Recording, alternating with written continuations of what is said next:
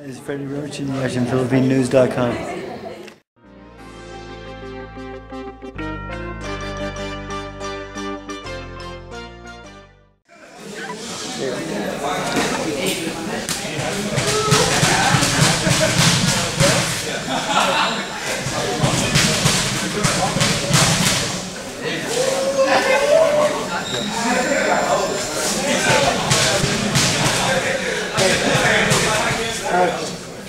Maganda yung training ko.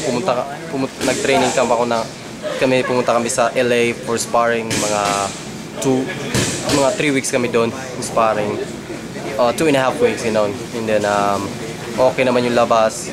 Ang ano na lang namin yung weight. Kunin yung weight at saka pagkatapos nun laban, confident naman ako. Yes, bawat laban may technique, lalo akong nag-i-improve sa tingin ko.